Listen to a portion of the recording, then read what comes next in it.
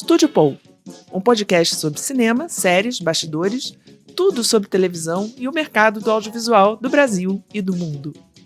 Eu sou Ana Seixas, jornalista, produtora de audiovisual e executiva do mercado de entretenimento. E eu sou Ana Cláudia Paixão, crítica de cinema, colunista da revista Cláudia e do Correio do Estado e também executiva do mercado de entretenimento. Eu sou Milton Abirached, sou jornalista, diretor de TV, crítico de cinema, escritor, essa área aí. Olá a todos, eu sou Felipe Boclin, sou executivo de marketing no mercado de entretenimento, também sou criador e empreendedor do The Creators Bridge. Olá a todos e todas, meu nome é Rodrigo Saturnino Braga, eu sou distribuidor para o mercado de cinema no Brasil e analista do mercado audiovisual. No momento trabalho para a Filme B, que é uma empresa que edita um boletim, um site de notícias e análises do mercado. Além disso, ela administra também um amplo banco de dados com resultados diários dos filmes e do cinema no Brasil e é uma referência no setor. Estamos aqui no Megafone Studio, a casa que nos recebe. Olá, queridos e boas. Estamos aqui de volta e hoje eu vou ter que apresentar ele assim. Não vou conseguir apresentar ele se não for meio xingando, falando um nome feio, que é um pouco um clichê. Monstro sagrado. Ai, que ridículo. Então, eu que não tenho outras palavras, né? Então, monstro sagrado resume um monte de coisa. A palavra a expressão é horrorosa, mas é isso. O Daniel é aquela pessoa, para quem eventualmente não conhece, Daniel é aquela pessoa que inventou, junto com o Boni, tudo que a gente conhece sobre o que é televisão hoje. Televisão e depois foi para o cinema. E Daniel é a maior referência da gente aqui do Estúdio Paul sobre como fazer audiovisual e de como lidar com essa encrenca toda. Então, estamos com o Daniel Filho aqui, nosso popstar de hoje. Mas primeiro, a gente deu um gostinho, mas primeiro a gente vai passar para as bilheterias com o Rodrigo Saturnino Braga. O que aconteceu nessa semana, Rodrigo? Repetiu Barbenheimer? Repetiu, Barbenheimer. Olá a todos, olá Daniel, muito bom ter você aqui com a gente hoje. Repetiu Barbie e Oppenheimer. Nenhum dos filmes lançados teve um desempenho significante. E Barbie caiu bastante, caiu 58%, mas como ele caiu de muito alto, né? Ele caiu de 4 milhões, ainda fez 1,7 milhão e já é a maior bilheteria do ano. Caiu mais já passou de 8 milhões de ingressos. E Quantas salas estão? Quantas salas? Já pulei você da dúvida. 2.137 salas ainda. Bastante sala, bastante sessão, enfim. Mas o filme passou de 8 milhões de ingressos, já é a maior bilheteria do ano, passou o Velozes e Furiosos 10 e o Super Mario, que estava ali brigando. Mas na performance da segunda semana ele não está mais sendo o terceiro da história. Mas ele continua, ele é o melhor do ano. Quer dizer, não é o terceiro da história, mas enfim. Porque ele também, a gente só mede isso na abertura. Isso é uma coisa que depois você não fica mais medindo esse tipo de ranking. Né? Só o final agora. Só agora o final. Vamos ver onde ele termina, né? Quer dizer, o último filme que fez assim acima de 10 milhões, o Avatar fez 11 e o Homem-Aranha lá atrás fez também mais do que 10. Em dezembro de 21, janeiro de 22, e ele está caminhando. E o brasileiro, o Paulo Gustavo, né? Sim, esse também não chegou a 10, mas quase, chegou a 9 e pouco. Né? Mas esse foi antes da pandemia, né? Eu tô falando já de era um outro hábito que talvez esteja voltando. Eu estou falando de filmes depois da pandemia. Agora, o Oppenheimer continua muito bem, esse ao contrário, caiu 4%, ou seja, caiu nada, caiu muito forte, ele praticamente não caiu. É um comportamento muito típico de filme que tem, no caso dele, um boca a boca excepcional e dirigido por um público mais adulto, que não é tão, que não corre tanto para os cinemas quanto corre o adolescente, enfim. Público menos frívolo. Hoje eu estou xingando todo mundo. Digamos, é um público que vai com mais calma, ele continua excepcionalmente bem nas salas IMAX. Não é o melhor do ano, mas é o segundo melhor do ano, ele só pede para Avatar. E pode ainda passar o Avatar e vencer o melhor do ano. Tem uma coisa na cabeça. O melhor do ano nas salas IMAX. Com uma característica impressionante que das 10 melhores salas do filme, as 10 são IMAX. Isso é uma coisa muito... Não lembro disso ter acontecido com outro filme. Então, o que, de novo, eu falei semana passada, mas confirma, quer dizer, a predileção, né, que ele deu ao IMAX, o privilégio que ele deu ao IMAX, filmou em IMAX e está sendo recompensado agora com resultado muito bom. De resto, continua mais ou menos a mesma coisa. Elementos caiu pouco, continua firme, e a gente tem o brasileiro lá, os Aventureiros, a origem lá do Lucas Neto, sofrendo muito com 400 mil ingressos, é a maior bilheteria brasileira do ano, por incrível que pareça. Com 400 mil ingressos, passou de 400 mil ingressos, mas cada vez mais o pessoal está começando a prestar atenção no pouco número de sessões que o filme teve, a maioria das sessões antes das 5 horas, enfim, o filme evidentemente foi afetado por isso, teve comportamento afetado por isso, repetindo o que aconteceu um ano atrás com medida provisória. Isso aconteceu na mesma coisa com medida provisória. Marcado uma sessão às 2, outras às 10 horas da noite. Sabe? Umas coisas que você fala, bom, às 2 horas o pessoal está almoçando, 10 horas da noite o cara vai sair meia-noite do cinema, não tem mais condução. Né? Então, são sessões, são horários complicados. E agora os Aventureiros estão passando por isso, a Folha de São Paulo, inclusive, tem uma matéria sobre isso. A gente falou sobre isso no filme Bem uns 10 dias atrás. E hoje o assunto chegou na Folha. Ou seja, já, né, como diz aquele filósofo Bruno Henrique, aquele ponto de esquerda, é outro patamar. Outro patamar. Né? Continua sofrendo. Enfim, basicamente é isso. A gente não tem mais muita coisa. Vamos ver onde é que Barbie termina e onde é que Oppenheimer termina. Mas eu tenho curiosidade. Você acha que se não fosse Barbie, Oppenheimer estaria com essa performance? Porque foi um evento, né? É difícil saber. O fato é o seguinte, quer dizer, na segunda semana... Porque não é um filme fácil, né? Não é. Ele é um filme histórico, político, biográfico, o herói é um físico nuclear, ou seja... Não árido, a gente diria que mas ele virou um filme-evento. Ele Talvez ele tenha virado um filme-evento por causa graças a essa exposição combinada, casual, que não chegou a ser combinada, combinada no sentido de ter sido junto, né, mas casual, se não for uma coisa... Olha, eu devo dizer que eu fui ver o filme no IMAX, aqui no New York. Meu filho quis ver e fui ver com os meus 2 netos, os 2 homens. A menina não quis ir. As 2 meninas não quiseram ir, mas os 2 homens... Então, eu fui ver no IMAX porque eu achei que era bom ver, por causa do marketing também. Do marketing, e eu quis ver. Ele falando, eu filmei tudo em IMAX. Então, eu fui assistir o filme com um grande prazer. Assisti, acredito que no primeiro dia, eu fui assistir a sala cheia, sessão de 2 da tarde, 4 da tarde, mais ou menos. E filme extraordinário. Tem uma levada do filme. A gente não pode esquecer que o filme é muito bom. Logicamente, tem até esse dado. Por exemplo, as 2 netas acham que não quero ver filme de guerra. E não é um filme de guerra, mas ficou as 2 falaram isso. Filme de guerra. Não quero ver filme de guerra. Não gosto de filme. Minha filha também, a Carla, também disse, não quero ver filme de guerra. É um resíduo que fica, ou seja, mas ele agora, quer dizer, o resultado desse fim de semana já não é mais um marketing, porque o filme virou um acontecimento cultural que as pessoas têm que ver, porque é importante e tal, e porque o boca a boca é muito bom. E ele virou tanta febre que tem uma série de 2015, Manhattan, que voltou agora, está todo mundo comentando, indo buscar, porque é o outro lado da história que não está no Oppenheimer, são das equipes. É uma novelinha, transformaram aquilo numa novelinha. Para o público saber qual é o streaming. Esse Manhattan, ele é da Lionsgate Plus e acho que está no Globoplay também. Está no Prime Video também. Que é da Lionsgate. É uma série que era do pessoal do Mad Men, que estava fazendo a série na época do Mad Men, na linha histórica, né?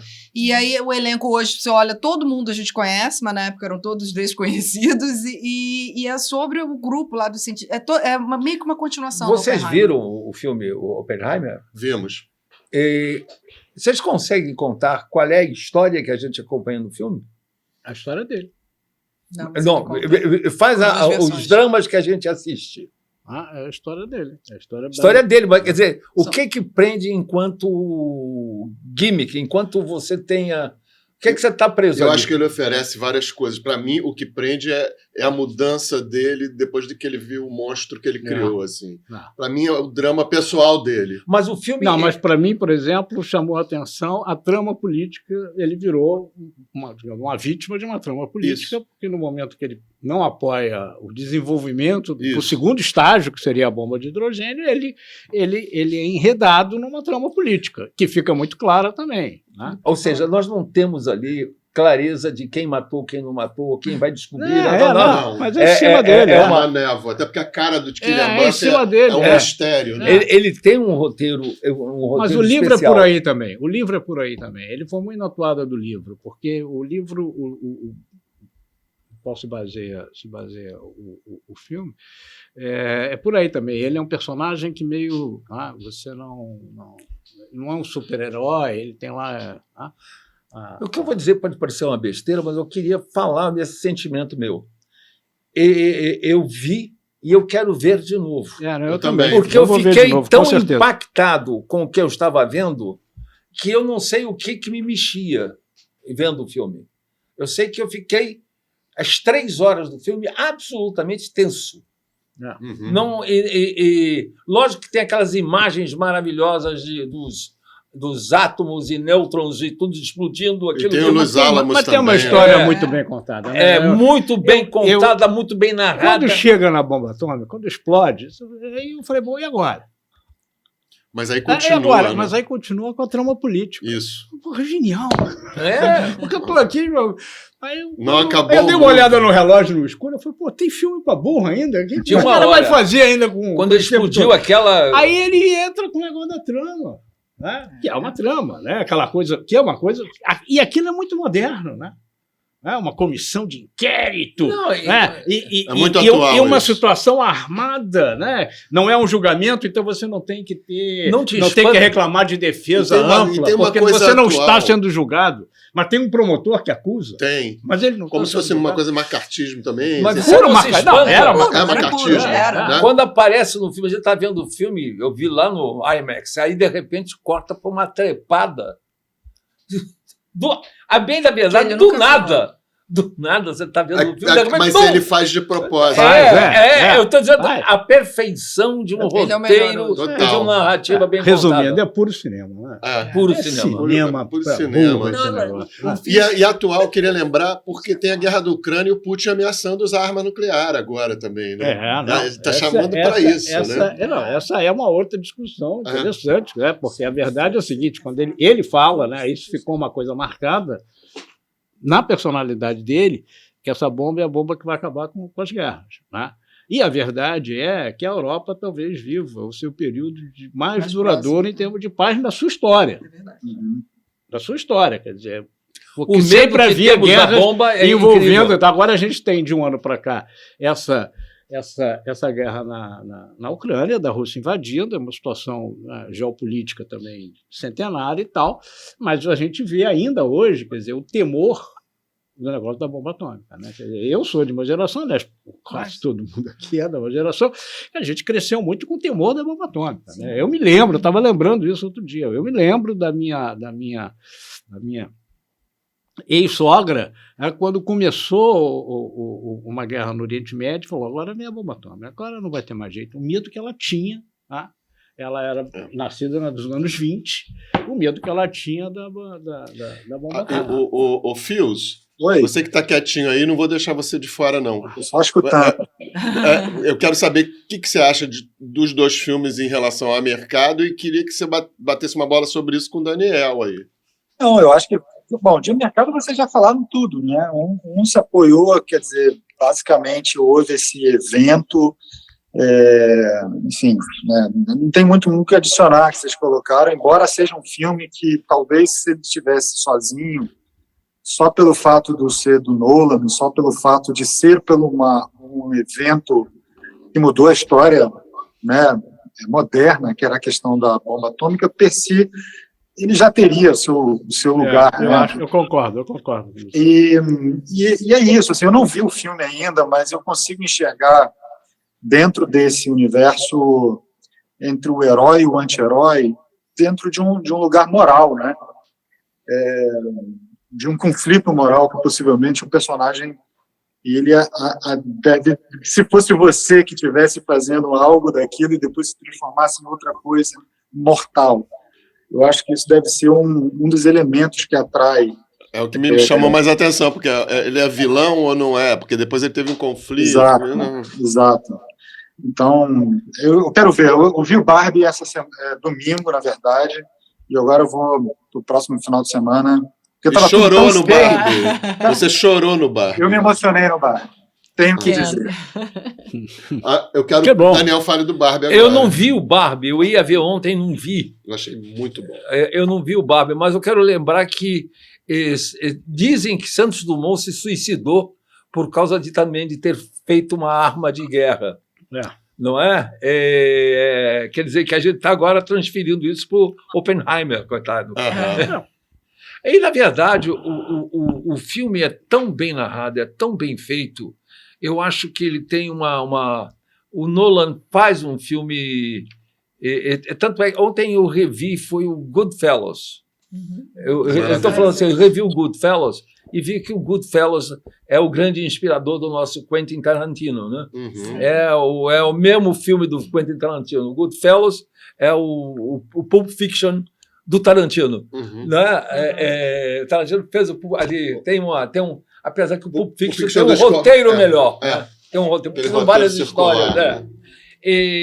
Mas eu acho que o filme do Oppenheimer, ele é tão bom que isso que eu falei é sincero. Eu tenho que rever o filme para poder analisá-lo, porque eu fiquei coisa que não me acontecia há muito tempo. Eu fiquei perdido, no bom sentido, dentro do filme, da história. Eu não consegui acompanhar.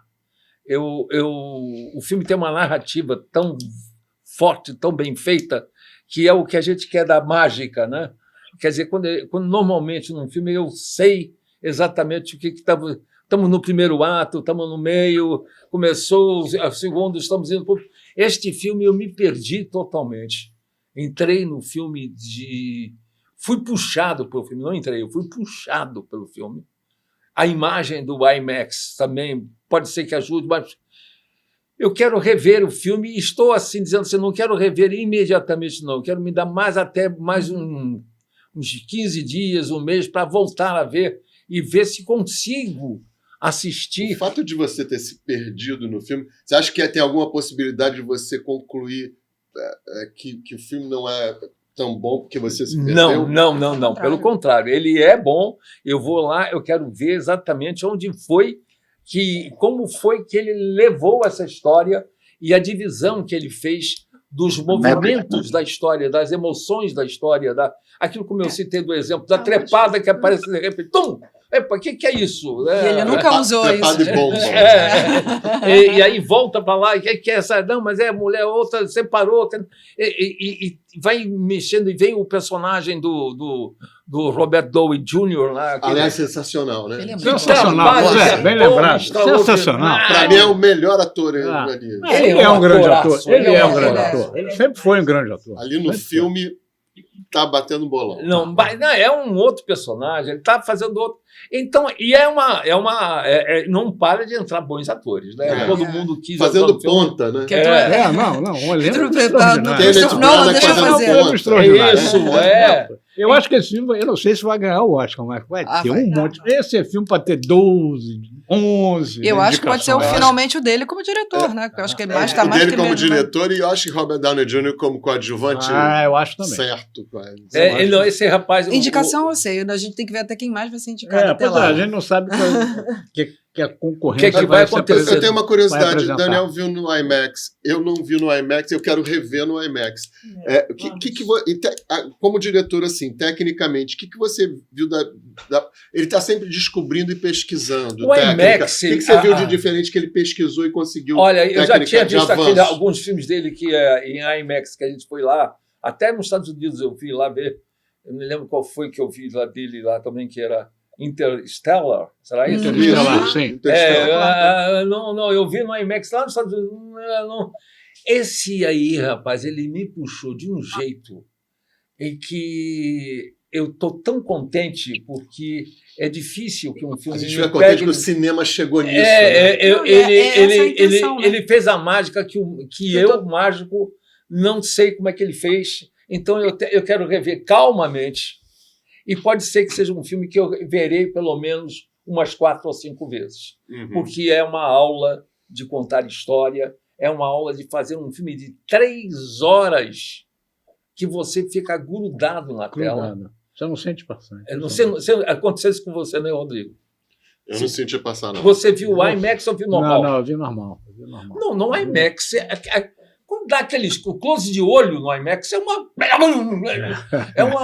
você levanta os braços e pode assaltar, porque é um assalto. É um assalto, né? É impressionante. Agora, olha a façanha, né? Do poder. Eu não sei se todo mundo achou isso no filme. Eu achei. Eu achei. Eu adoro o filme. Você achou o quê, Felipe? Do filme? Eu não vi. Ele está no Barbie. Ele se emocionou com Barbie. Bom, eu adorei os dois, mas eu fiquei pensando também numa coisa sobre o poder do Nolan assim, no mercado. Ele fez um filme de homem, só tem homem, quase. As mulheres são subalternas. Tem 2 mulheres com papelzinho e branco, homem branco. Hoje, no mercado, fazer um filme todo de homem branco é difícil, né? E ele consegue, né, impor esse negócio, né? Mas não deixa os militares bem. Não Deixa os militares bem, nada bem. E eu acho que livra a cara bem do Oppenheimer. Né? A possibilidade de guerra. Tem ali um respaldo do Einstein junto, uma coisa que é comovente, Tom Conte ali, né? Lindo. Eu devo dizer para você que eu fiquei meio perdido no filme, totalmente no sentido maravilhoso que o filme te leva, né? Exatamente, que é o que melhor pode nos acontecer quando você deixa de ser um profissional e você passa a ser um espectador, coisa que para um velho profissional é muito complicado acontecer. A gente fica vendo, eu sou capaz de dizer quantos minutos tem de filme sem ver o filme, sem saber o conteúdo. Eu digo assim, acabou a introdução, aqui está começando a história. Aqui foi o primeiro ato. Aqui estamos no meio. Ok, vai começar agora.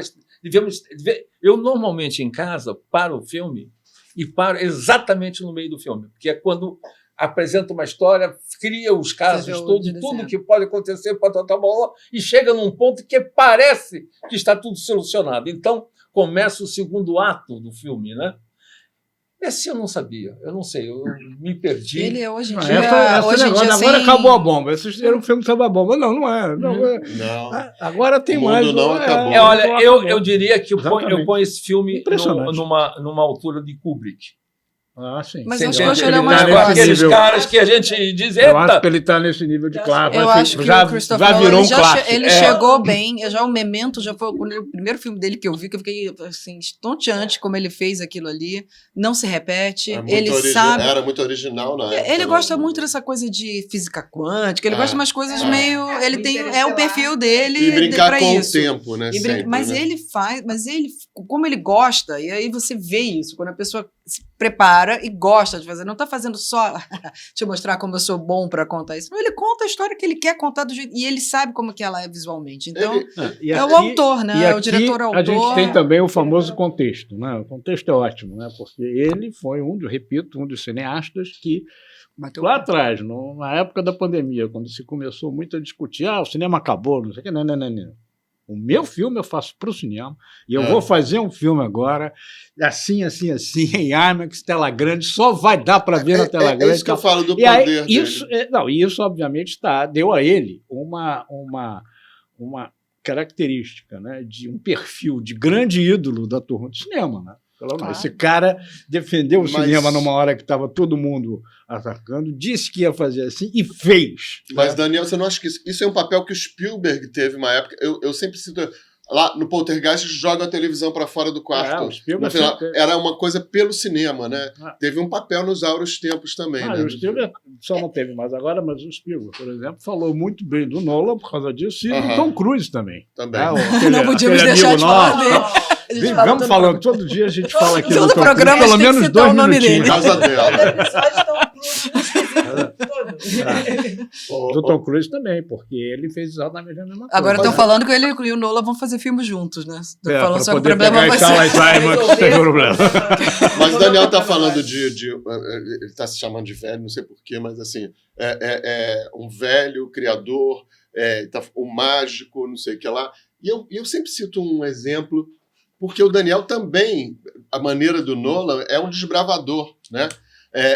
Foi um desbravador na televisão, ele sempre procurou uma coisa diferente. Eu já citei umas 3 vezes aqui uma coisa que não era para ser sucesso, que foi uma ousadia sua. Lá atrás, já que você falou de mágico, Espelho Mágico. Eu lembro dessa novela como assim, que ousadia que foi isso, gente. Numa novela das 8, eu me lembro claramente do final, o Lima falando e depois ele quebrava a parede e olhava para o público e fazia um discurso lindo, um texto do Lauro César. Isso. Lembra disso? Claro. Isso era emocionante. Eu era criança, eu chorei claro. com aquilo. Claro. E não era para um grande público. O que você pensou quando você fez aquilo? Aquilo, quando a gente fala disso, é importante eu dizer que eu tinha um produtor. E esse produtor chamava-se Boni. O Espelho Mágico, que foi um chamado fracasso na TV Globo, porque ele não deu as audiências que tinha que dar, e eu até terminei um pouco antes. O Boni me falou até na época, disse: Daniel, eu acho que você não pode fazer esse filme, essa novela, porque nós não temos, eu sei que você está pensando no Noite Americana, nessas coisas, mas nós não temos essa cultura aqui no Brasil. Eu acho que quebra a cara, mas faz aí. Faz o que você acha. A Noite Americana era 8h30. Isso, Noite Americana, The Bad and the Beautiful, todas essas coisas. E aí, a gente fez e realmente o filme não funcionou. A novela não funcionou. Mas aí o Boni dizia para mim: é melhor a gente errar tentando uma coisa nova do que errar fazendo uma coisa antiga. Que bom que tinha o Boni. Exatamente isso. Então era vale a pena você... Então, se você pensar, eu também fiz o tal do Rebu. Era uma novela Numa noite. Que passa noites. Numa noite. Você uma novela inteira. Como é que eu aceitei? Eu aceitei essa proposta do Braulio Pedroso. É uma novela que passa numa noite. Numa noite como? Primeiro a gente não sabe quem morreu. Depois que a gente sabe quem morreu, a gente vai procurar quem matou. Beth Mendes estava de smoking. Porque eles trocaram de roupa. Eles trocavam de roupa na festa. Uma loucura. Então, sensacional. O Braulio tinha saído da Tupi. Depois do Beto Rockefeller. Nós já tínhamos feito uma coisa. Já tinham feito. Já tinha feito. A minha dúvida era essa. A minha dúvida era exatamente essa. Peraí. Qual foi o primeiro produto? Depois. O Boff era Zimbisque de velha. Isso. Mas o Zimbisque está no Rebu. Também. O Zimbisque é o dono da casa. Era o dono da casa. Ele era o assassino. Que é casado com Busa Ferraz. Isso é um spoiler 50 anos depois. 50 anos depois.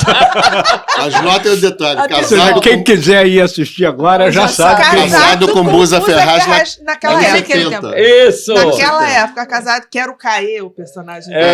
Isso aí.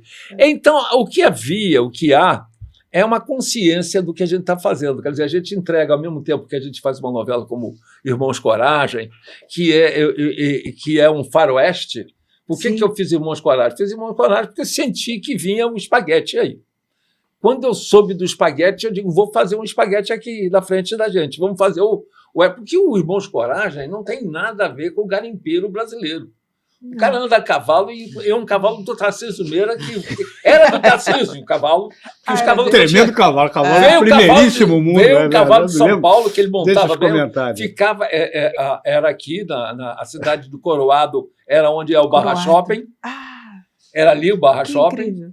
Então, eu fiz um faroeste. Aquilo era um faroeste e que a intenção era realmente trazer o público masculino para a novela. Então, já tínhamos começado isso em Véu de Noiva, que aí eu comecei a fazer umas montagens que eu chamava de Easy Rider, que são aquelas montagens que tem no Easy Rider que picota, picota, picota e vai. Não faz fusão, picota, picota, picota e vai. Né? E quando a gente foi fazendo isso, o Boni foi me dando margem de voar.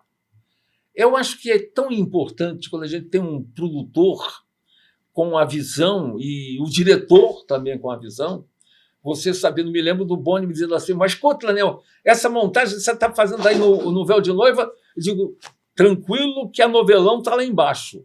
Deixa eu fazer umas modernagens aqui na frente e deixa a gente continuar fazendo o novelão. O novelão está lá, vai lá. A moça... Está falando de Véu de Noiva, que foi uma das primeiras lá atrás. Né? 70, então, né? a gente 70. foi... 60.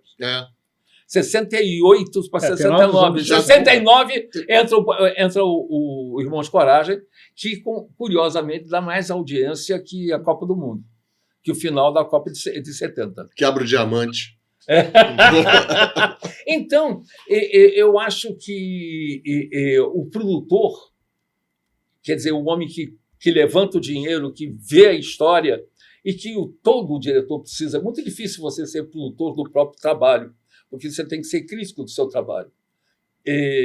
Não é por estar aqui na presença do Rodrigo, mas realmente, quando eu estava fazendo agora, há pouco tempo, tinha que refazer o texto do Confissões do Adolescente para fazer no filme, que eu digo, eu não aguentava mais. Aliás, eu não aguento mais explorar criança. Tem um lado que diz, chega, gente. E aí continuam me pedindo para fazer. E agora não dá para virar o bolo e fazer outra vez o Confissões do Adolescente? Ah, meu Deus do céu.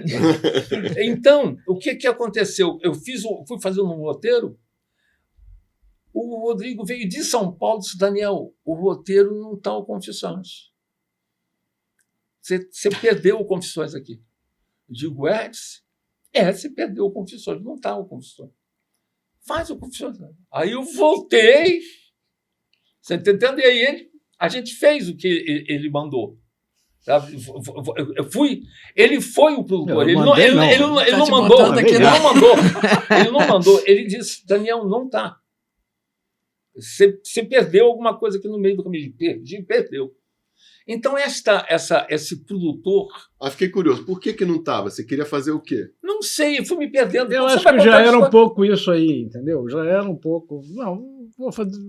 Não é para fazer Confissões do Adolescente. Mas nós tínhamos combinado de Confissões do Adolescente. Eu me lembro, por exemplo, do Cazuza, né? O Cazuza era coisa, porque o Cazuza também, minha geração, era um ídolo e tal. O Daniel falou, vou fazer o Cazuza. Eu estou dentro. Não, mas eu não sei o que é, não sei se é um docudrama, não sei se é um documentário, não faz mal, estou dentro. Uma ficção, o que você acha? Não sei, você que sabe, eu estou dentro.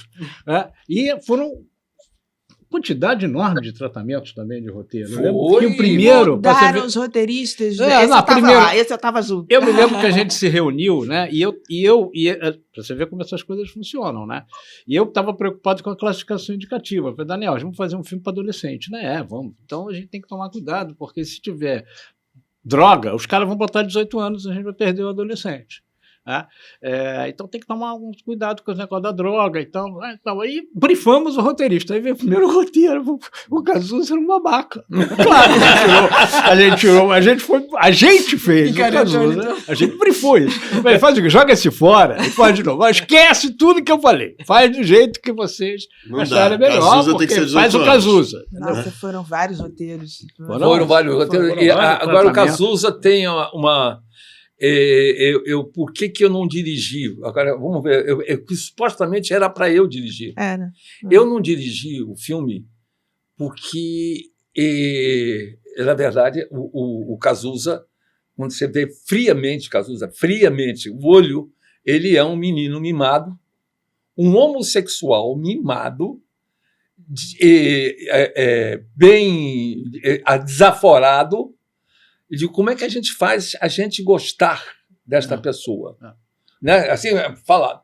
Então, a minha visão era o seguinte, tem que ser o olho da mãe. Tem que ser o olho da Lucinha.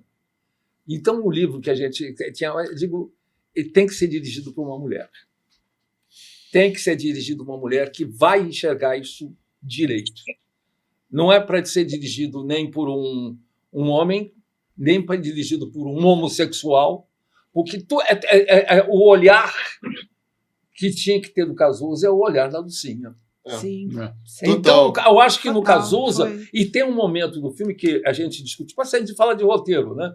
Que foi discutido comigo com a Sandra, que é a cena em que o pai vê o Cazuza beijando um homem na rua. Eu digo, essa cena é importante, porque o Reginaldo Farias era, para mim, a audiência masculina, que acharia, com todos os preconceitos, o Cazuza. Então, eu precisava ter, eu digo assim, quando o personagem do Reginaldo aceitar o filho, o público inteiro irá aceitar. E terei não só as mães, como terei também os homens assinando. Lembrei agora do Costa Gavras botando Jack Lemmon no Missing, porque se o Jack Lemmon se indignasse com a tortura no Chile, lembra? Ele botou o americano médio, Jack Lemmon. Aí todo mundo ia comprar a história contra a ditadura. Claro, não podia ser um herói. Não podia ser um herói. Não. Exatamente. Essa coisa do Reginaldo, do personagem, que é o personagem na hora que ele expulsa as pessoas de casa, que tá. Então, e tinha um lado do Cazuza que eu tinha convivido, né? O João e a Lucinha me pediram para eu dirigir o filme. Então foi um dos momentos mais complexos da minha vida. A Lucinha entendeu quando você falou que tinha que ser uma mulher? Sim, não, era muito engraçado o diálogo da Lucinha e do João. A Lucinha era assim, Daniel, a coisa do homossexualismo não precisa fazer muito. Você pode fazer, mas não precisa fazer. E o João diz assim, não tem problema com o negócio da viadagem, Daniel. Então eu ficava entre um... Não, olha só, a Lucinha sabia das coisas, porque o Cazuza demorou para se aceitar. Assim, eu me lembro, Léo Jaime, que é meu amigo, me contou que ele que apresentou o primeiro cara que o Cazuza saiu. E o Cazuza batia no cara, como se ele não quisesse fazer nada, mas ele queria, mas batia. Mas assim, seu amigo aí me deu uns tapas. Então, isso aqui que nós estamos falando é a coisa do produtor, né? Da visão, quando você trabalha uma história. E eu acho que isso tem a ver com o que a gente está vivendo atualmente. E isso eu queria falar. Atualmente, já que você deu a deixa, a gente conversou numa reunião sobre outra coisa e, de repente, na época do lançamento, a gente já estava com Depois da Chuva pronto. Antes da Chuva? Depois... Silêncio da Chuva. Gente, Depois da Chuva é outro filme. Silêncio da Chuva e Boca de Ouro pronto. Você estava meio desapontado com o mercado, achando que o negócio estava muito fechado também. A gente tinha pós-pandemia, Bolsonaro, aquilo tudo. Eu quero saber como é que você está vendo hoje a dificuldade, o que você quis fazer, o que você quer fazer e que você não vê horizonte nessa configuração de mercado hoje. Eu estava sabendo, eu soube que você estava querendo fazer Gota d'Água, estava querendo fazer Santo Inquérito. O que aconteceu com isso? Eu vou botar o Rodrigo aqui, porque o Rodrigo... Mas é bom estar o Rodrigo que me trouxe para cá. Porque eu acho que a comida sai conforme quem pede a comida e como você pede, né? Você pode chegar num restaurante italiano e querer comer um sushi. O camarada, mas nós não fazemos sushi, mas temos aqui um peixe fresco, se o senhor quiser. Então me corta fresco mesmo, cru. Então, não é nossa especialidade, nós entregaremos. Porque eu acho que quando o Silêncio da Chuva e o Boca de Ouro, eu já estava com os dois prontos e também medida provisória quando chegou o Bolsonaro e a pandemia. Que aí ficamos todos perdidos. Então, a decepção é que era já essa que nós estamos vivendo, que estamos falando, da falta de cinema, ou que o filme vai passar às terças e quintas, às 2h30 ou às 5h20. Então, é uma coisa que você ficava... Epa, o que é que está vendo? A gente já sabia que tinha uma mudança com o streaming, a gente já sabia que tinha uma mudança, e aí a gente é blindado com dois governos maravilhosos do nosso Michael lá, Michael Temer, né? Michael Temer e o indizível, né? O imbrochável. Incomível. Incomível. Então, e ficamos perdidos. Então, eu tive uma relação no início, antes de vir a pandemia, com a Netflix. Eu fiz um projeto para a Netflix.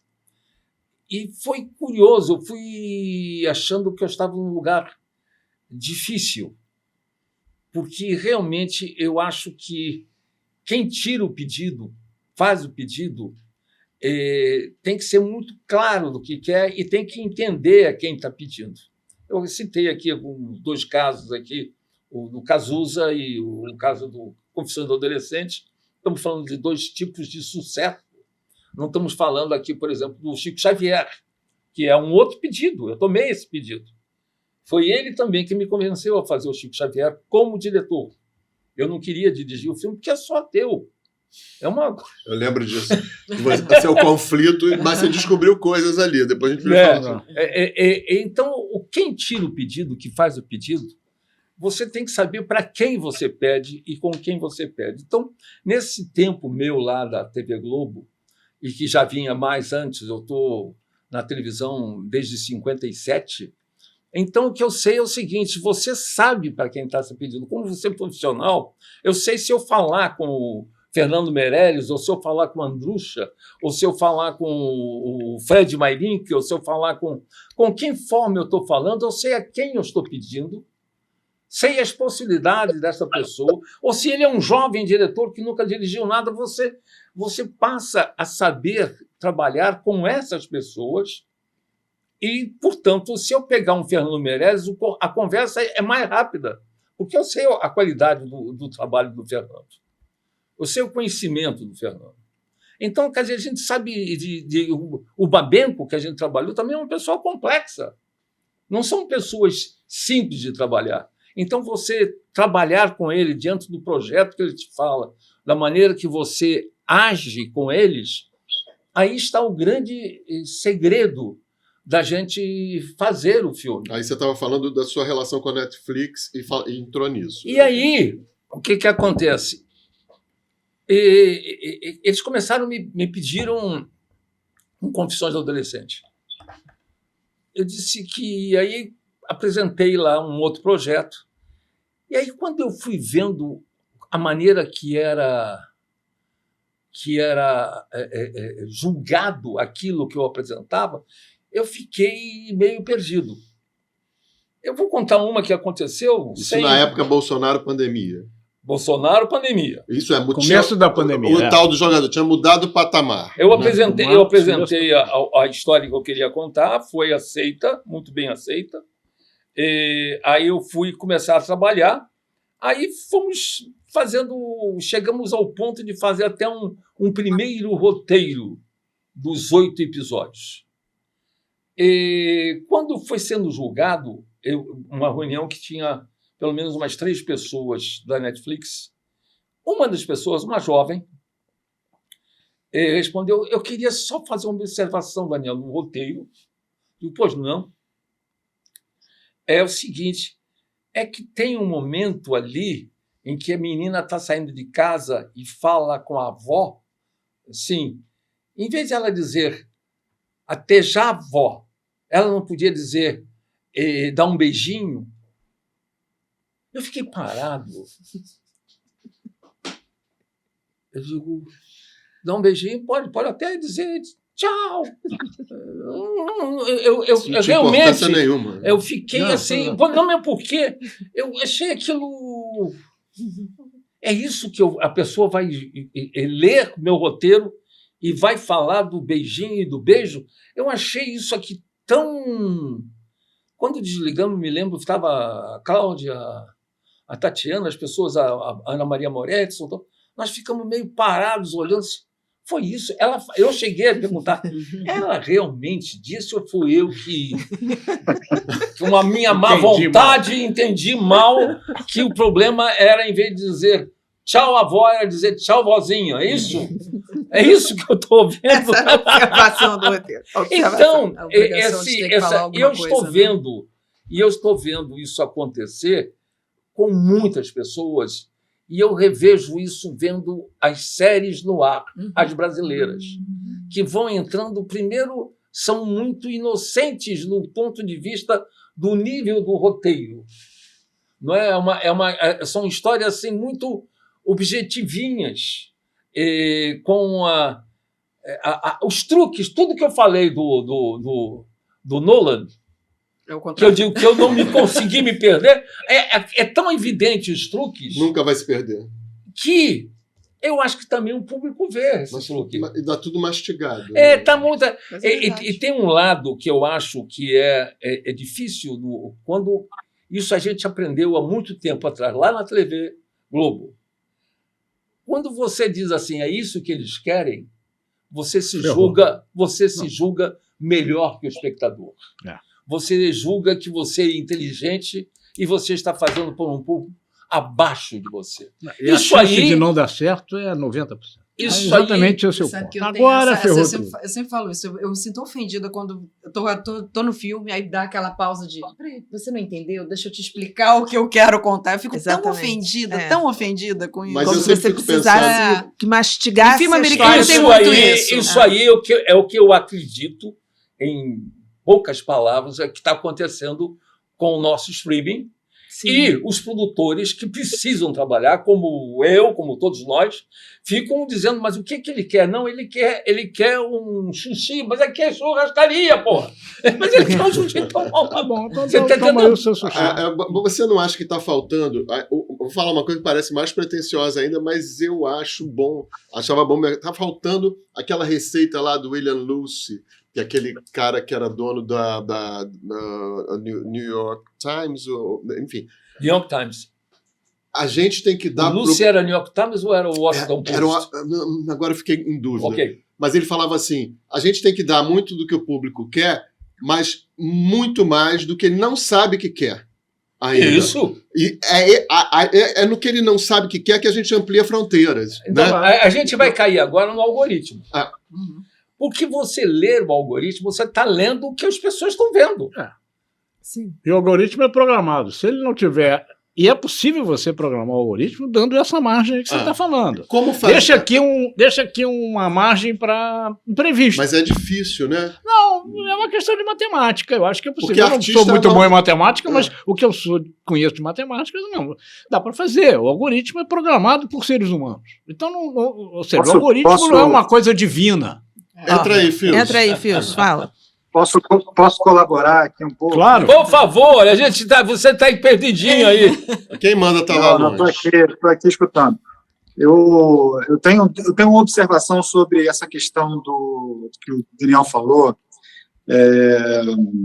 sobre o que está dando certo, sobre hoje a capacidade digital de você analisar todos essas nuances, né, e interpretar o que está dando certo e copiar o que está dando certo nas métricas, nos seus mínimos detalhes.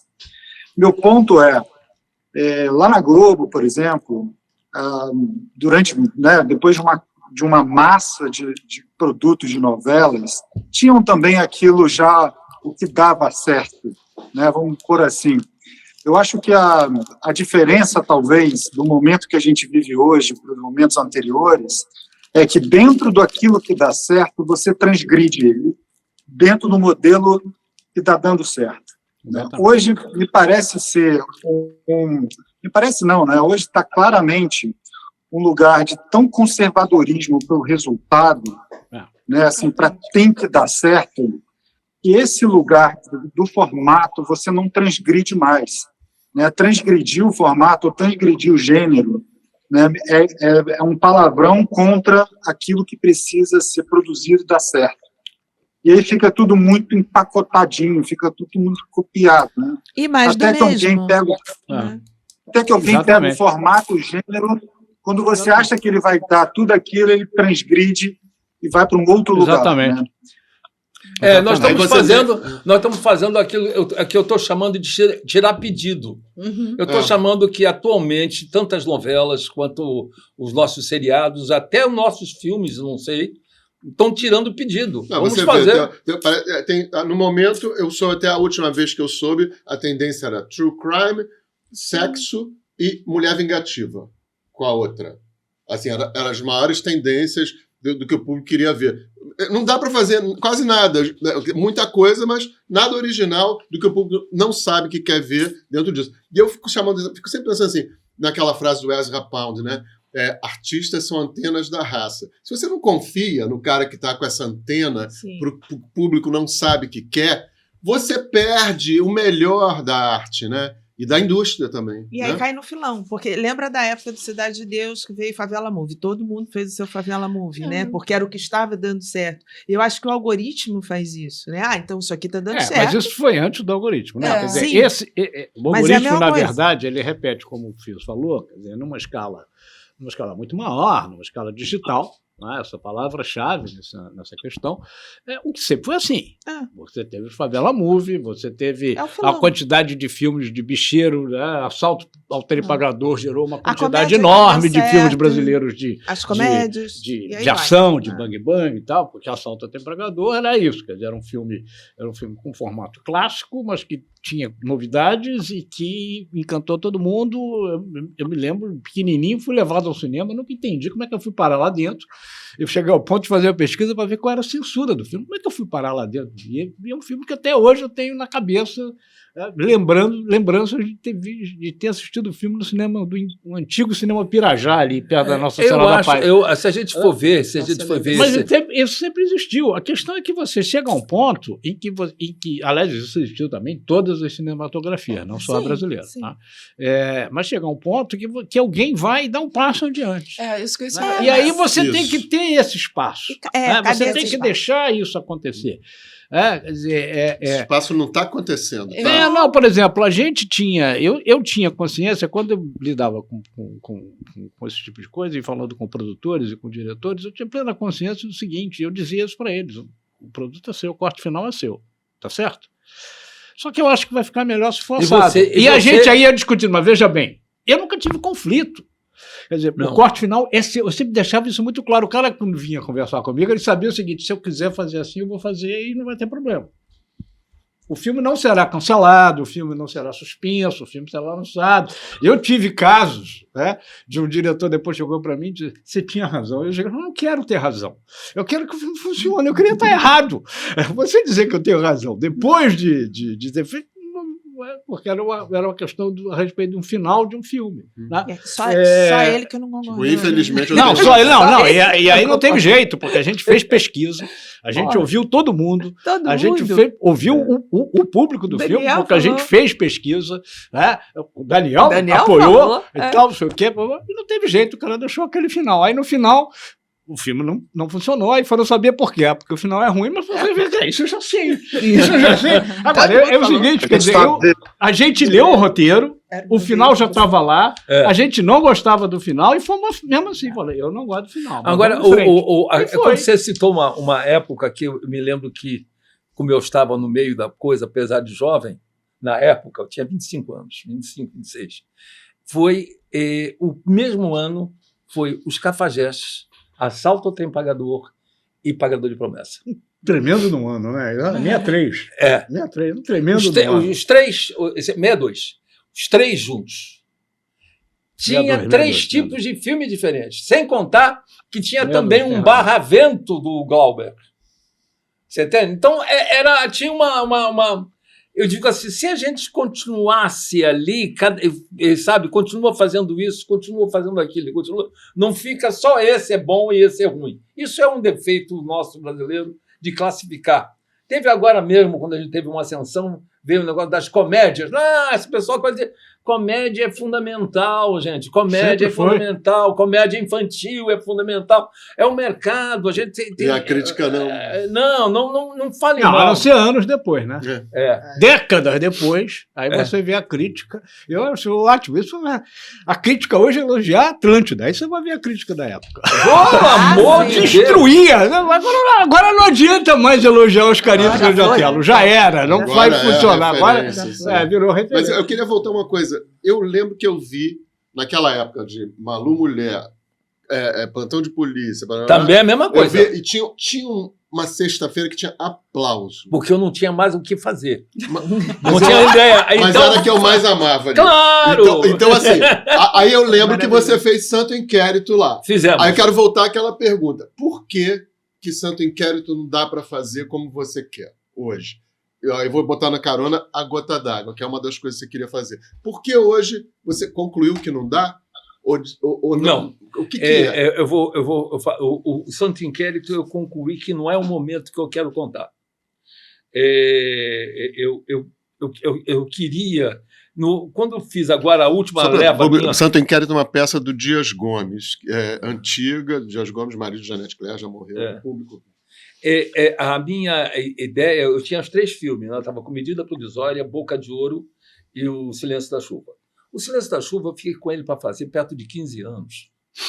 Custei. E quando eu estava quase pronto para fazer, para filmar, eu vi que a história tinha envelhecido.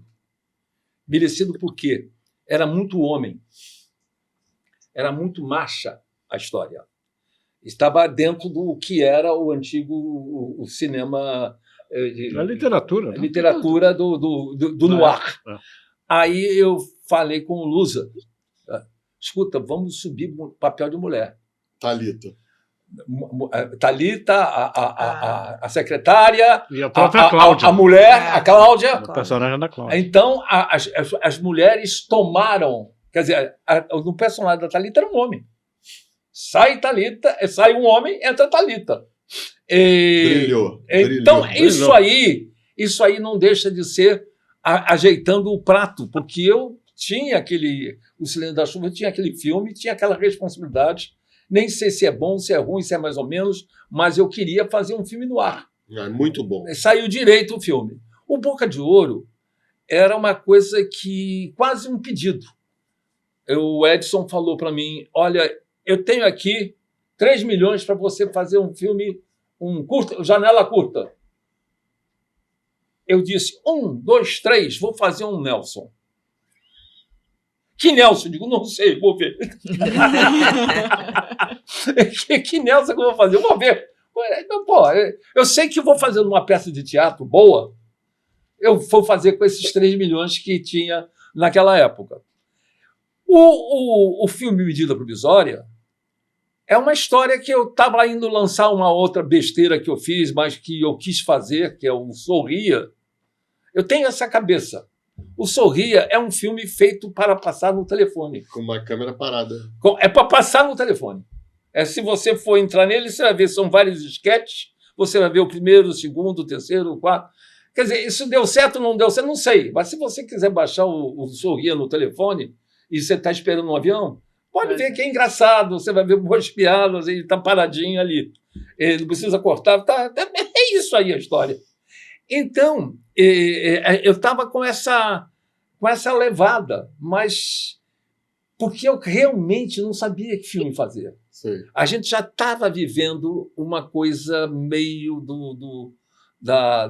de uma mudança total, tanto na televisão, quanto essa coisa do streaming, que ninguém sabia e que ainda não sabemos. Eu quero dizer humildemente, sinceramente, eu não sei que tipo de coisas temos que fazer agora.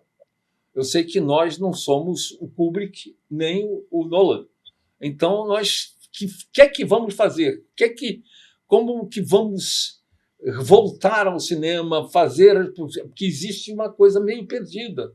As novelas são as mesmas. Eu chamo que nós estamos trabalhando atualmente, eu estou chamando de papel xerox. Você lembra o xerox que a gente tirava?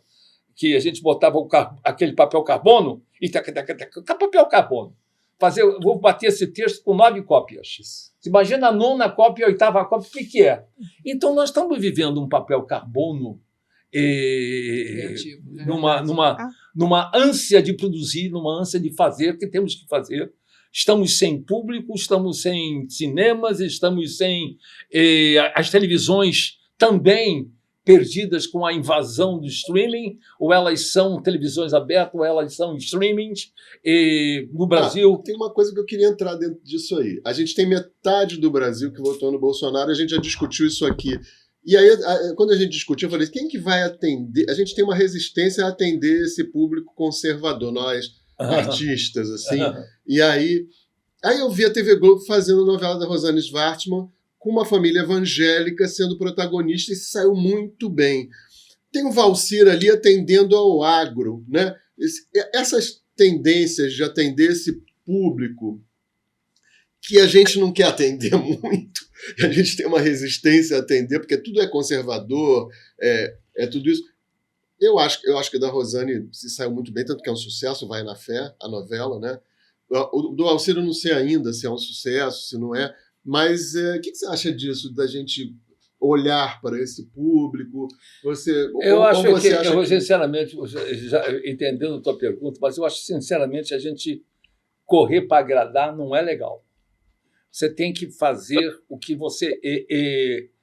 quando o silêncio aliás, o medida provisória foi uma aula para mim. Quando o Lázaro me contou, me lembro a gente indo para Búzios, para um festival daqueles da... Para lançar o Sorria. O Sorria, para lançar o Sorria. Aí eu indo para Búzios, e aí ele contou a história. Não, eu quero fazer uma história. Então, deu um briefing do Medida de, eu faço esse filme contigo, numa boa, vamos lá, vamos fazer. E é o seguinte, não dá para eu dizer o que vai ser. É um filme dele. Então, o que eu aprendi durante essa levada do... Eu me lembro de que ele falava das pessoas que embarcavam, que iam sendo mandadas para a África de volta, e eu, com a cabeça de produtor, ele disse assim, mas por que você está fazendo todo mundo pegar avião, voltar de avião? Porque eles vão aproveitar até que tem todos esses navios que param aí de turista, vamos fazer que eles embarcam, voltam de avião. Avião! Lá. Ele ficou parado. Disse, eu te respondo amanhã, Daniel, o Lázaro. No dia seguinte, ele falou assim, Daniel, a gente não vai voltar de navio, porque a gente veio de navio. É um sentimento que eu não tinha, nem tenho. Esse é o chamado lugar de fala mesmo. É verdade. É impossível da gente compreender. A gente então, tinha que ser ensinado. Várias coisas durante esse filme eu não sou capaz de dizer. Eu posso dizer, o máximo que eu posso fazer é dizer assim, o que você quer dizer com esta cena? Ele diz assim, então, olha, pode ter mais um close. Entendeu? Eu não sou capaz de dizer para ele, porque esse aqui eu conto sempre como um exemplo de você, produtor, e você delega esse filme a alguém. Esse filme é um filme dos negros, deles, falando com eles, e eu tenho que apostar neles. Então não adianta eu querer fazer um filme para falar com um evangélico se eu não sou evangélico. Se eu não acredito piamente numa coisa simpática sobre o evangelho. Quando eu fiz eu tenho que me citar, né? Assim, mas você não fez o Chico Xavier e Você é Ateu? Eu fiz um filme sobre o homem. Sobre o homem que... uma das coisas que eu via e que era o que me deixava claro para eu assinar, era o Chico Xavier jamais operou alguém. Jamais ele disse que curava alguém de nada. Nem de... estou com uma afta aqui na boca, não tem que rezar para ficar... É outra coisa. A afta não adianta rezar que não sai a afta. Então, isso aí me fez... Digo, vou fazer a história do homem. Tanto é que todas as vezes que o anjo aparece para ele, fica só ele e o anjo, porque eu não tenho a menor ideia de como é que ele fala lá com o Emanuel. Eu olho aquilo, eu não sei como é que ele vê o Emanuel. Eu nunca vi, mano. Eu nunca vi anjo nenhum, nem fantasma nenhum. Então eu vou contar com o maior respeito a vida abnegada deste homem. E colocar ele próprio falando no Pinga Fogo, e o que está ali no Pinga Fogo é exatamente o que ele disse no Pinga Fogo real. Que era um programa de entrevistas nos anos 60. Então, eu estou te contando como é que a gente trabalha com uma coisa que não te pertence. Não, e também não preciso fazer alguma coisa que só acreditar no nosso lar, que vai todo mundo voar e vamos todos para aquele campo verde. Fica proselitista. Né? Eu não sei como é que é esse campo verde. Ainda que tenha sido um sucesso, né? Hein? Ainda que nosso lar tenha sido um sucesso. Sim, é isso. Então, eu acho que o importante é você dar as coisas às pessoas da fala, que estão no lugar de fala. O lugar de fala é muito importante. Fundamental. Muito. Fala aí, o que é que você acha, Felipe, disso? Felipe está quieto. Não, eu estou aqui aprendendo, não, sem dúvida. Enfim, o lugar de fala hoje, como você falou, especialmente para esses novos conteúdos, né, assim, o que a gente sente em alguns casos é até que, por exemplo, no streaming, em algum tipo de experiência audiovisual, certos conteúdos performam melhor do que na televisão ou propriamente no cinema. A gente fez uma análise outro dia sobre conteúdo dentro do LGBT, né, do conteúdo gay, em todas as suas formas e seus contextos, né? E recentemente saiu um filme chamado Bros, que é uma comédia romântica gay, tendo uma primeira janela o cinema, né, com um propósito claro de trazer não só o público LGBT, mas também um público friendly, vamos dizer assim. Público o quê? Pelo amor de Deus. Um público simpatizante. Simpatizante. Foi um flop total. Porém, foi flop total. Porém, todos esses conteúdos, inclusive esse conteúdo especificamente de uma comédia romântica gay, foi muito bem no streaming. Então, assim, existe um lugar muito interessante, né, assim, ao olhar o olhar sobre o tipo de conteúdo, aonde esse conteúdo especificamente ele vai performar melhor, né, e seus lugares de fala no sentido de experiência de consumo. Então, tem essas características de um mercado hoje totalmente mutante, né? Hoje você está falando de um conteúdo para um tipo de público que só funciona, ou que teoricamente funciona melhor no streaming. Por outro lado, no cinema funciona uma outra coisa, na televisão funciona uma outra coisa. É uma salada, né, que a gente está vivendo hoje. Me diz uma coisa, só para eu entender o friendly. Você diria que Gaiola das Loucas é friendly? Gaiola das Loucas é friendly. Mas Gaiola das Loucas, assim como outros, teve um elemento tático de botar grandes atores fazendo. Né? Você tem ali estrelas fazendo. Aí você ganha o friendly. Né? Aí você ganha o conservador. Na hora que você faz um filme onde não tem nenhuma estrela, né, não tem nenhum ator reconhecido, ele vai falar com o público heavy user daquele... Né, mas Me Chame Pelo Seu Nome, esse aí, o garoto não era conhecido na época, né? Não. O Santalete não era conhecido, né? Não, mas ele veio... Mas aí o processo dele é outro, né? Quer dizer, ele veio pelo prestígio, né? Ele conquistou um prestígio lá fora. O filme conquistou, foi sucesso.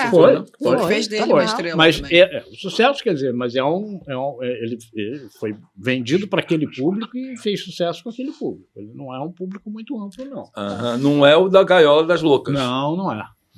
Não é o da Gaiola das Loucas. Talvez porque exatamente falte isso e original, falte também, enfim, alguns outros componentes. Mas não importa, quer dizer, o fato é que o público para o qual ele era destinado conheceu o filme, soube que o filme estava sendo lançado e foi. Porque tem isso também, né? Quer dizer, a gente viveu um pouco isso com medida provisória. Os caras dizendo, o primeiro distribuidor dizendo, não, é um filme de arte. Como assim um filme de arte? Não é um filme de arte. Não. É um filme popular, meu. É um filme para o povo. Você não vai botar em cinema de arte, porque no cinema de arte não tem o povo para o qual o filme foi destinado. Não, foi logo de cara, o primeiro conflito que a gente teve, que acabou mal mesmo, porque mudamos, né? Tivemos que mudar. Falei, não, vamos fazer um filme de arte, vamos botar num circuito de arte e vamos fazer debate em faculdade. Falei, você não vai fazer nenhuma coisa nem outra. Não, o debate vai ser nas favelas. Você não vai ter debate nenhum. Nós queremos uma campanha popular, esse é um filme para o povo brasileiro, é um filme popular. Mas esse espaço daí que se queria fazer, quer dizer, filme de arte, debate, faculdade, isso não acabou, né? Não, isso não acabou. Mas nesse mercado agora... Mas você não pode pegar... Não acabou, isso está aí direitinho. Agora você tem que fazer isso com o filme certo, né?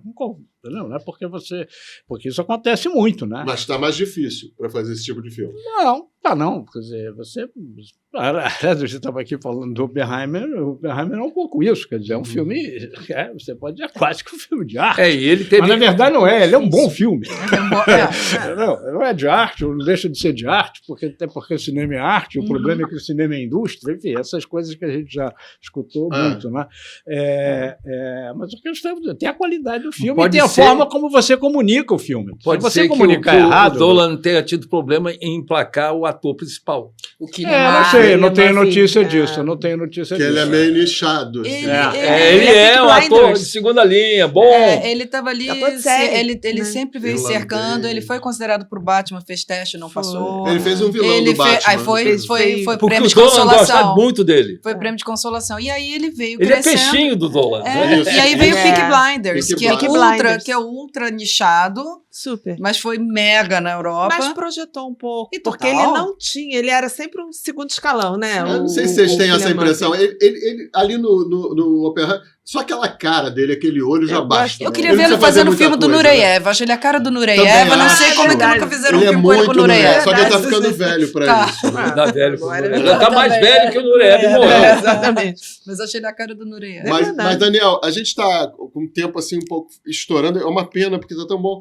Mas eu queria saber pro futuro, o que você tá querendo fazer? Eu estou esperando o que é que eles me deixam fazer, né? Nós estamos nesse problema agora. O que é que será possível fazer?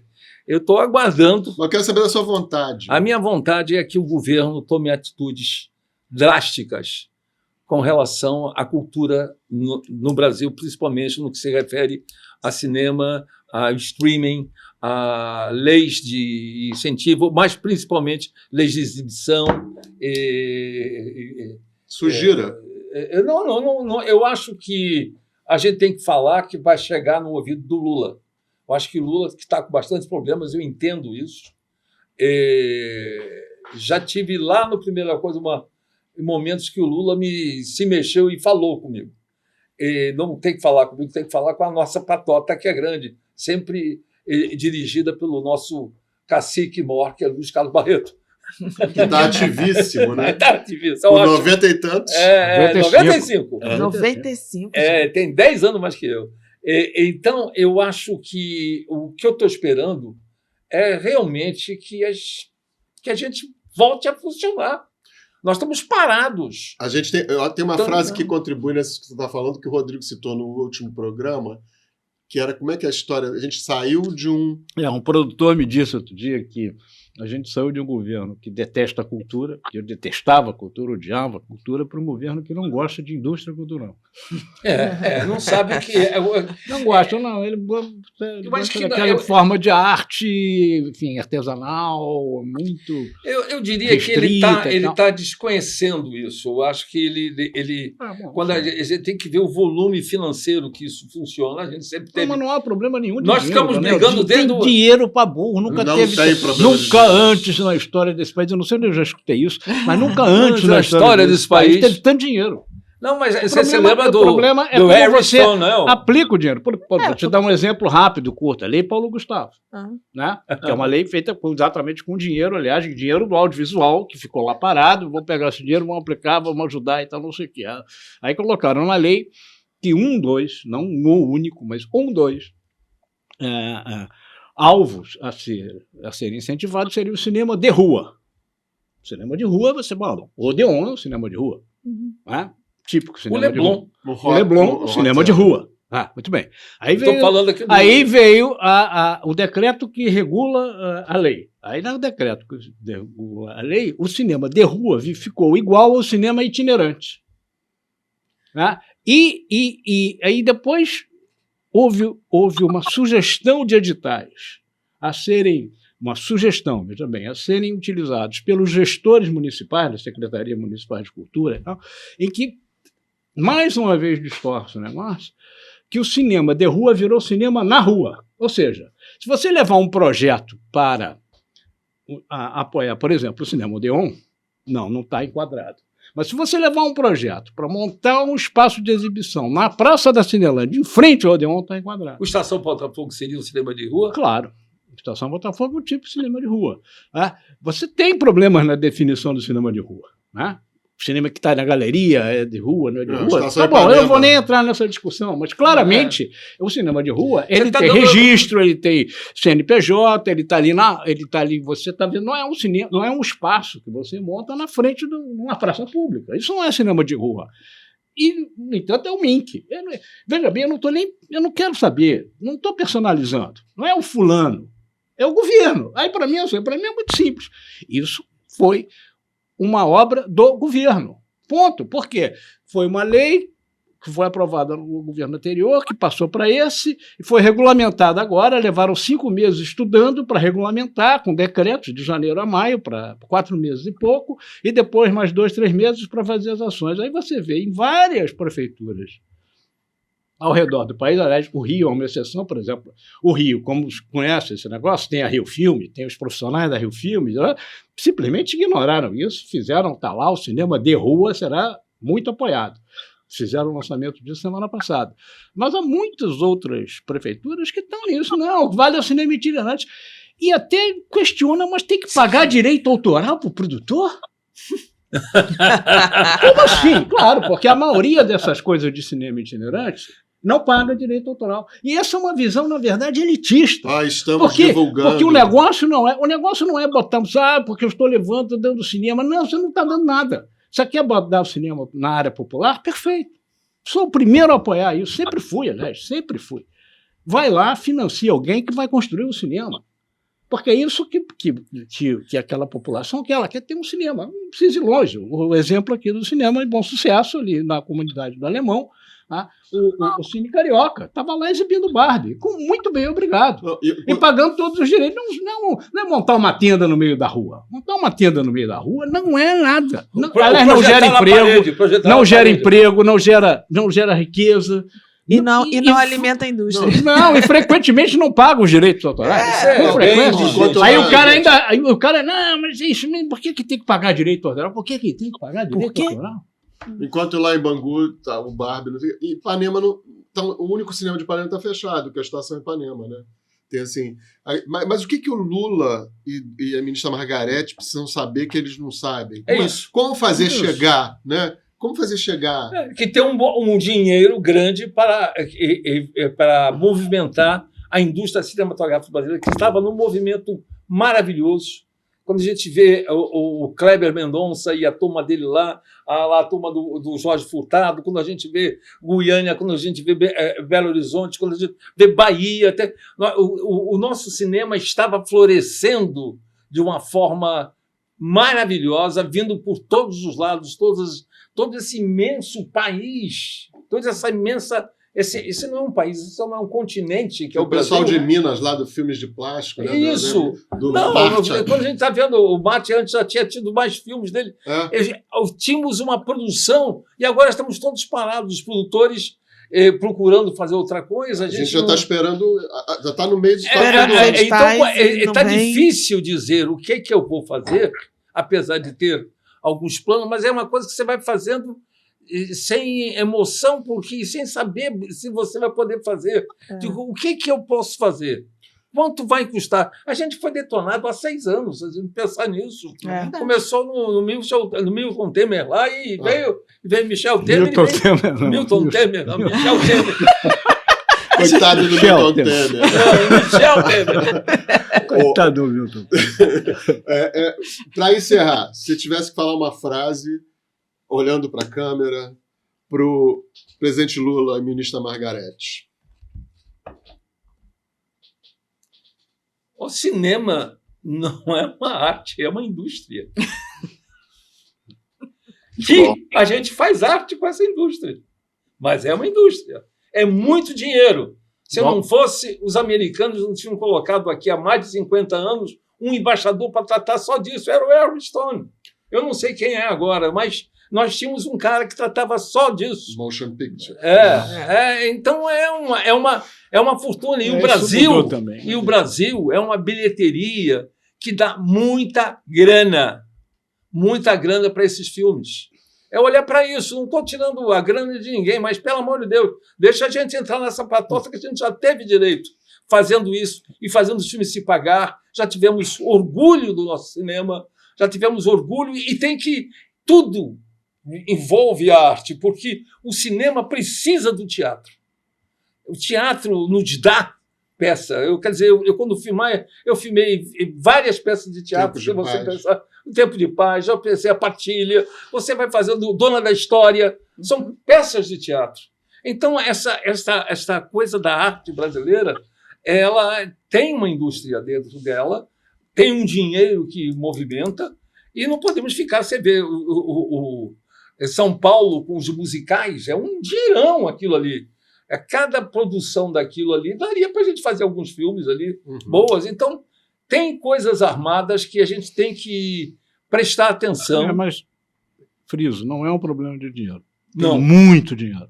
Recurso, não precisa. Já está lá, já está. Não precisa fazer. Só precisa, enfim, fazer funcionar aquilo. Gestão, pura administração.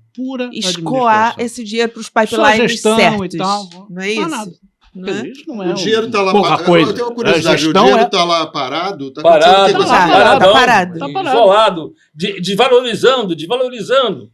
Agora, com o Haddad, está valorizando um pouquinho. Numa indústria que, além de tudo, é alta geradora de emprego e emprego para a gente jovem. Muito primeiro emprego começa pela indústria audiovisual como um todo, incluindo televisão, publicidade, tudo. Eu parei com 3 filmes na mão, quando veio a pandemia, eu tinha 3 filmes na mão. E outros filmes para fazer, parou tudo. Paramos e ficamos desempregados. Eu não estou... Quer dizer, como eu já estou praticamente aposentado, mas, logicamente, eu quero filmar. Eu tenho idade, eu me sinto bem filmando, meus últimos filmes foram bem. Engraçado, assim, eu já ia terminar, mas assim, que o governo anterior transformou assim, qualquer trabalho de artista, de cineasta, em mamateiros. Né? É mamateiro, porque vai pegar o dinheiro... Isso é uma mentira repetida à exaustão, para ver se virou verdade. Não virou, mas é uma mentira. Eu devo dizer que eu sofro muito. Se existe algo que me faz sofrer muito, é a publicidade das novelas mexicanas. Isso aí me corta o coração, porque eu sabia que eram nossas novelas que eram anunciadas nesses países. E quando eu vejo isso tomando a posição, eu digo, meu Deus do céu, a gente não só perdeu, estamos perdendo de 7-1. Eu diria que estamos atualmente, o 7-1 proliferou e nós estamos apanhando... Mexicanas e turcas. Turcas. Exatamente. E tenho visto, eu acho que perdemos a mão. A gente vendia... a gente não vende nem 10% do que vendia, né? Felipe vendia. Dá um número aí.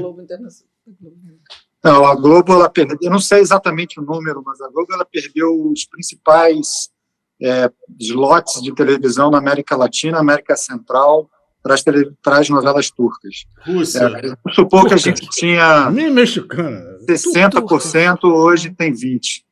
Olha aí. A gente perdendo para os turcos. A gente perdeu na Rússia também, em outros países mais longínquos. Leste europeu perdeu, Rússia perdeu em todos os principais mercados consumidores de telenovelas para os turcos e as telenovelas locais. Né? E as novelas deles são imitações do que a gente fazia. Elas são derivadas dos anos 50, 60, que eram exibidas lá na Turquia, e houve um investimento do governo, né, houve um investimento no setor, e assim eles começaram a produzir. São novelas clássicas nos seus plots, e começaram a exportar. E aí, hoje Portugal também, né? Todo mundo aprendeu com a TV Globo, né, a fazer novela. Em geral, é muito interessante isso que o Fios falou, porque, em geral, quando você vê um boom desse, quando você vai olhar, quando você vai investigar, tem o apoio do governo local na indústria local. Se a gente e a exportação vem quase como uma consequência. Olha, o pulo que eu dei da minha cadeira, que caí do sofá, quando eu assisti aquela série, o primeiro capítulo daquela série da Coreia, lá do brinquedo. Outro belo exemplo de apoio. É isso aí que eu quero falar. Quando eu vi o boneco dizer batatinha frita, 1, 2, 3, a minha fala foi: filhas da puta! Que ideia! Que ideia fantástica! Tá voltando aí. Então, acontece que a Coreia, quando você foi criando uma imagem de cantores, de grupos, de filmes, de séries, existe um investimento forte. E o que eu estou dizendo é para o nosso presidente. Presidente, querido, meu querido, sou seu eleitor, porra. Não é por isso, mas presta atenção, estamos falando de comunicação brasileira, não é só você viajar e ir lá se apresentar. Nós nos apresentávamos. A Sônia Braga era carregada na rua. Lucélia Santos. China. Lucélia Santos ganhou o prêmio de melhor atriz com 300 milhões de votos. Na China, 300 milhões de votos. Ou seja, a antes melhor do atriz. Tom Cruise, quem era gostado na China era a Lucélia Santos. Lucélia Santos é uma Ficou deusa. registro. Então, isso aí que eu acho que nós temos que prestar atenção. E eu acho também que tem a coisa da América Latina, porque o mundo está sendo dividido, sabe? Os filmes americanos, a Europa... A gente, na América Latina, a gente tem que se juntar. Não é porque a gente fala português, outro fala espanhol. Se eu vejo um filme lá, aquele filme que eu gostei, até tem um filme do burrinho que eu gostei, o Yo. Gostei desse filme. É polonês. É polonês. Eu adorei agora, falado em italiano, falado em polonês, falado em inglês, falado em espanhol, falado em francês. Concorreu ao Oscar. União Europeia. Apoio da União Europeia. Eu acho que nós tínhamos que ter uma coisa também América Latina. Sim. Não é? Temos somos uma exploração que nos pertence, gente. Isso. É isso que eu tenho pensado e sofrido. Portanto, para que filme eu vou fazer? O que eu vou fazer? Eu não sei, tem que saber como é que está o mercado. E eu preciso da ajuda acho que todos nós estamos querendo isso. Sim, e todos os produtores que eu converso dizem assim: não sei, Daniel, está difícil lá chegar, estão dando muito palpite, estão filmando com quem eles querem que eu filme. Muita gente me diz: não vou entregar porque as pessoas precisam trabalhar. Claro. Mas que todas as pessoas que conversam comigo falam com certas restrições ao streaming, a maneira de que são encomendados. Ou seja, eu acho que tem a ver com isso. Bom, gente, e com esse recado do Daniel para o presidente Lula, para a ministra Margarete e para todos nós, né, recados do nosso mestre Daniel Filho, a gente vai encerrar. E um abraço, Daniel. Obrigado pela presença. Obrigado. E até semana que vem, gente. Até tchau. semana. Tchau. Obrigado. Beijo. Beijo, Fios. Beijo. Gostou? Dá like, compartilha, fala com os amigos, se inscreve no canal e a gente vai estar aqui toda semana.